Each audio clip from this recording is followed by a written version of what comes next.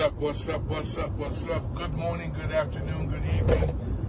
This is Pastor Don. Welcome to Get Up Right Morning Drive Devotion. I'm trying to talk too fast. Listen, y'all, this is the day that the Lord has made. We are to rejoice and be glad in it. I want to, I'm gonna give you a piece of a rant having to deal with young folk.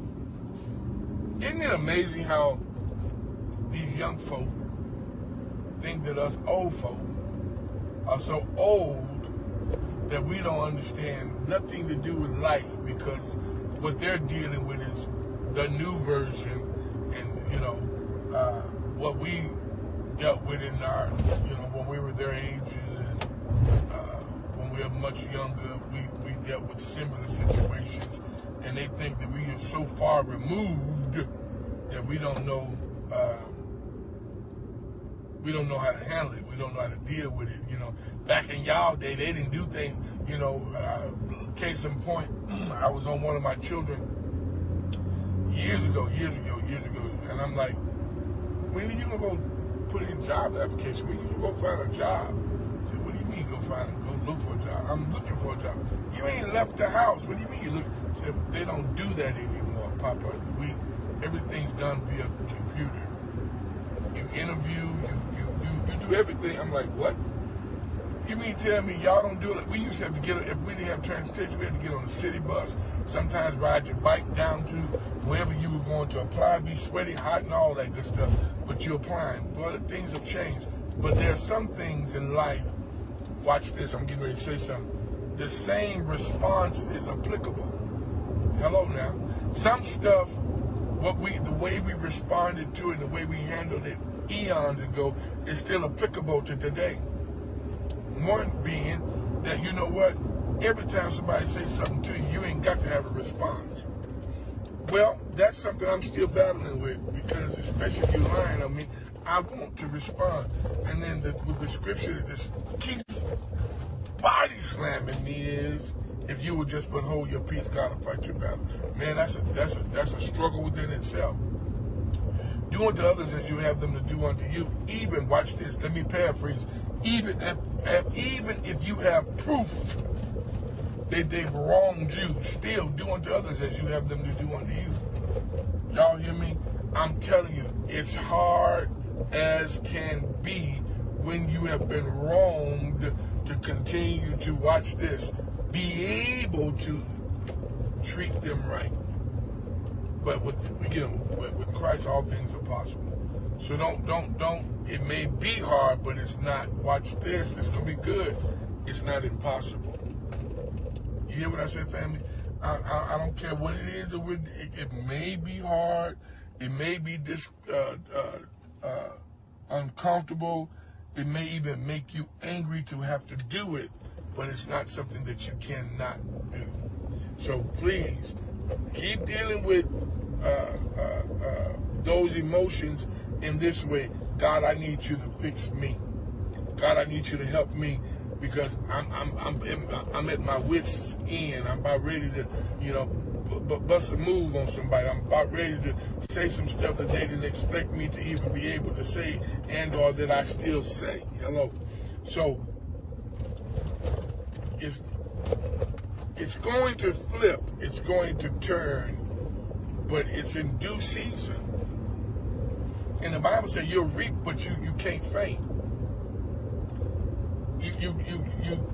The lesson that I sat under the other evening was Joshua 1, talking about some being strong and courageous, and then be very strong and courageous.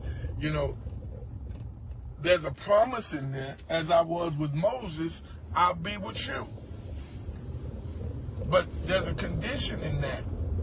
You want me to be with you.